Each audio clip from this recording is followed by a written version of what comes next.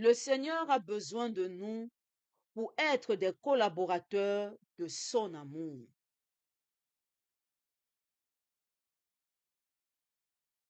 Frères et sœurs bien-aimés dans le Christ, la parole de Dieu de ce jour nous révèle un chemin très concret de vie chrétienne. Témoigner avec courage, se laisser toucher par la compassion du Christ, lui offrir notre peu, collaborer avec lui et apprendre à ne rien gaspiller de ce qu'il donne. Dans l'Évangile, Jésus voit la foule. Avant même d'agir, il est saisi de compassion. Il ne reste pas indifférent à la fin des hommes. Voilà le cœur de Dieu. Un cœur qui voit, qui s'émeut et qui agit. Mais ce qui est frappant, c'est que Jésus ne fait pas tout seul. Il implique ses disciples. Il leur pose une question. Il les met devant la réalité. Où pourrions-nous acheter du pain? Autrement dit, engagez-vous, prenez part à ce que je veux faire. Et eux, comme souvent nous voyons d'abord l'insuffisance. Ce n'est pas possible, ce n'est pas suffisant. Alors intervient ce petit geste. Quelqu'un donne 5 pains et 2 poissons. C'est peu, c'est très peu, mais c'est donné et Jésus s'en sert. Cela nous enseigne une vérité essentielle. Le Seigneur veut avoir besoin de nous. Non pas parce qu'il manque de puissance, mais parce qu'il veut faire de nous des collaborateurs de son amour. Sans ce don, le miracle ne commence pas. Sans notre participation, beaucoup de bien ne se fait pas. Et lorsque Jésus agit, tout change. Le peu devient abondance. Tous mangent à leur faim. Mais il y a un détail que nous oublions souvent. Jésus demande de ramasser les morceaux restants afin que rien ne se perde. Dieu ne gaspille pas. Ce qu'il donne est précieux. Ce qu'il fait dans nos vies mérite d'être accueilli, reconnu, conservé. Aujourd'hui, le Seigneur nous pose 2 questions très simples. La première, qu'est-ce que je mets entre ses mains? Mon temps, mon écoute, mon attention aux autres, mon témoignage, même distrait. Et la deuxième, est-ce que je prends soin des grâces que je reçois ou est-ce que je les laisse se perdre? Le Christ continue de nourrir les foules, mais il veut le faire avec nous. Prions. Seigneur Jésus, toi qui es rempli de compassion pour les foules, ouvre nos yeux aux besoins de ceux qui nous entourent. Délivre-nous de l'indifférence et du découragement. Apprends-nous à te donner le peu que nous avons sans le retenir. Fais de nous des collaborateurs de ton amour dans la vie des autres. Donne-nous aussi un cœur attentif, capable de reconnaître et de garder les grâces que tu nous donnes, sans rien laisser se perdre, et fortifie notre courage pour témoigner de toi, même dans les difficultés. Toi qui vis et règnes avec le Père en communion avec l'Esprit Saint pour les siècles des siècles. Amen. Loué soit Jésus-Christ à jamais. En fait, les textes de ce jour parlent un tout petit peu de la même chose. La première lecture comme l'Évangile, seulement à des angles différents. Jésus veut des collaborateurs. Il veut des collaborateurs. Remontons dans la première lecture et voyons comment le mettre ses lectures dans ce contexte. Gamaliel, ce pharisien, docteur de la loi, prend la parole pour parler au groupe des Sadducéens. Il leur explique de faire attention de ce qu'il veut faire à Pierre et à Jean. Et il les rappelle des événements précis. Et ce sont dans ces événements-là que je veux que chaque enfant de Marie pose son regard de la foi. Il y a un certain temps se leva Teudas, qui prétendait être quelqu'un, et à qui se ralliaient 400 hommes. Et après se leva Judas le Galiléen, qui a entraîné beaucoup de monde derrière lui. Que ce soit Teudas, que ce soit Judas le Galiléen, ils ont péri et leurs œuvres avec, et leurs partisans dispersés. Maintenant, il y a aussi Simon et Jean. Quelle est la différence entre ces trois? La différence entre ces trois, c'est que Pierre et Jean ne rallient pas les gens à leur cause, mais rallient le peuple de Dieu à Jésus. Ce n'est pas Pierre et Jean que les gens suivent, c'est Jésus que les gens suivent à travers Pierre et Jean.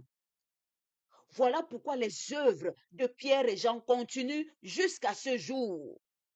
On continue à avoir des papes, une succession de papes qui entretient la foi transmise des apôtres. Voilà pourquoi ces œuvres continuent. C'est parce que ce ne sont pas les œuvres de Pierre et de Jean, mais c'est bien les œuvres du Christ que Pierre et Jean enseignent et présentent au monde. À la différence de Teudas et de Judas, qui laissaient les gens venir à leur suite. Donc c'était leurs affaires à eux que les gens suivaient. Les gens marchaient derrière eux, se ralliaient à leur cause, à eux. Voilà pourquoi ça n'a pas mis long. Dieu veut des collaborateurs et non des concurrents. Tous les concurrents de Dieu sont détruits et effacés de la surface de la terre. Il ne veut pas des concurrents, il veut des collaborateurs. Ceux qui collaborent à sa cause avec lui. Et Pierre et Jean ont donné ce qu'ils avaient. Ils n'avaient pas beaucoup. Ils n'étaient personne. Ils n'avaient pas de notoriété dans la population. Ils n'avaient pas la sagesse comme Gamaliel qui était docteur de la loi. Et ils étaient que de pauvres pécheurs. Ils n'étaient pas instruits. Mais le peu qu'ils avaient, leur temps, la disponibilité, le fait de laisser et de suivre Jésus, ils ont donné de leur temps, de leur énergie, de leur écoute. C'était peu et très peu, mais Jésus a rendu ça abondant et très abondant.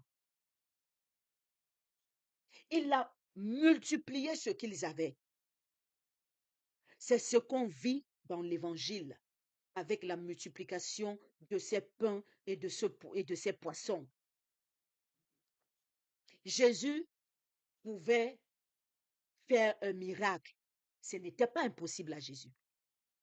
Il pouvait prendre 2 paniers vides et les remplir de poissons et de pain. Il en a la puissance. Mais il voulait que ses disciples collaborent à cela. Il voulait l'engagement des disciples. Pareil aux noces de Cana. Il pouvait changer l'eau en vin. Il n'avait pas besoin des serviteurs pour cela.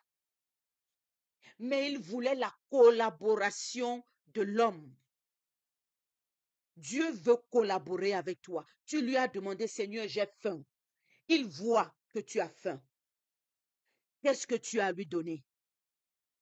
Pour qu'il rende ça abondant et que tu manges à ta satiété au point où tu n'es plus à faim.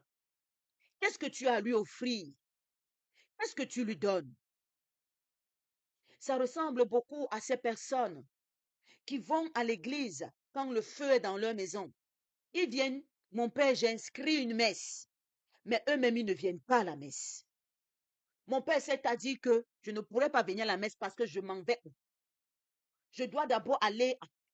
Mais pendant ce temps, il a inscrit la messe. Et il veut recevoir les grâces en abondance.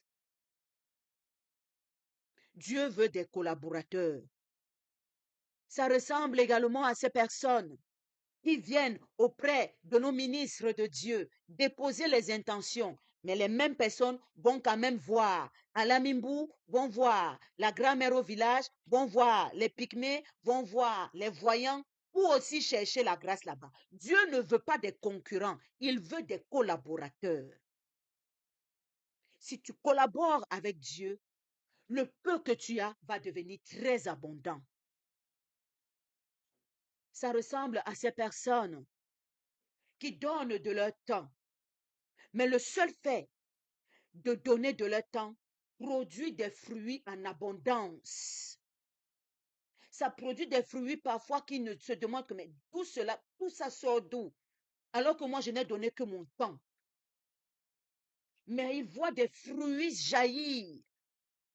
C'est ça que Dieu veut pour chacun d'entre nous. Soyons des collaborateurs. Donnons ce que nous avons. Ne disons jamais c'est petit, parce que Jésus est là pour multiplier ce que tu lui offres. Ce que tu veux offrir, donne-le avec sincérité. Soyons comme Jésus. Regardons et voyons la misère de nos frères et sœurs et compatissons en cela. Soyons des êtres compatissants. La compassion a foutu le camp de ce monde. Aujourd'hui, c'est chacun qui regarde que ses intérêts. Quand tu ne regardes que tes intérêts, tu te fais concurrent de Dieu. Quand tu n'as les yeux que sur tes intérêts, sans tenir compte du voisin, sans tenir compte de ton prochain, tu te fais concurrent de Dieu. Et Dieu, ses concurrents, il les élimine. Il ne veut pas de concurrents. Nous savons tous que notre Dieu est un Dieu jaloux.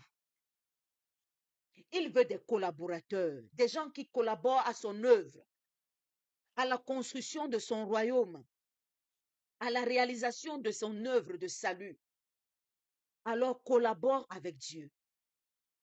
Comme Jésus remarque la souffrance, ton frère qui crie la famine. La famine ici, elle a plusieurs sens. Ce n'est pas toujours le manque de pain quotidien. Ce n'est pas toujours l'absence de nourriture. Ça peut être un collaborateur qui recherche un emploi. Ça peut être quelqu'un qui est malade, une personne qui souffre, une personne qui se sent seule, qui a faim de la présence des gens. Toi aussi, tu donnes de ton temps, tu dis, je m'en vais m'asseoir à côté de lui. Je suis venu te donner de mon temps. Tu t'assois à côté de lui pour papoter. Dieu va faire que ce temps que tu offres porte du fruit et des fruits en abondance. Tu seras étonné qu'après, la personne t'appelle pour te dire, le fait que tu étais chez moi hier m'a fait tellement du bien. Je ne dormais pas depuis 2 jours. Cette nuit, j'ai dormi paisiblement. Je me suis réveillée avec une nouvelle énergie positive pour affronter la vie. Le seul fait que tu allais t'asseoir dans son salon pour parler avec lui, même si tu es venu bredouille, seulement pour te papoter, parler de tout et de n'importe quoi, tu as su lui apporter ce réconfort.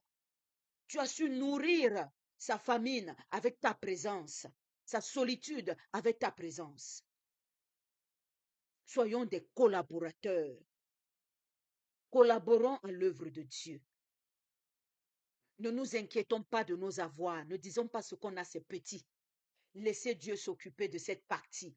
Donnez-lui ce que vous avez. Seigneur, je veux aider mon frère. Voilà ce que j'offre. Laisse Dieu multiplier ça. 100 francs que tu as donné à ton frère peut l'aider. Tu ne sais pas. Le sourire que tu as partagé avec lui peut le sauver. Tu ne sais pas. Donne ce que tu as et collabore avec Jésus pour le bonheur de tes frères et sœurs en humanité. Que le Christ Jésus nous invite toujours à nous engager avec lui dans tout ce que nous aurons à faire et que nous puissions répondre promptement et donner ce que nous avons pour son œuvre de salut. Loué soit Jésus-Christ à jamais. Bénissons le nom du Seigneur. Nous rendons grâce à Dieu. Amen.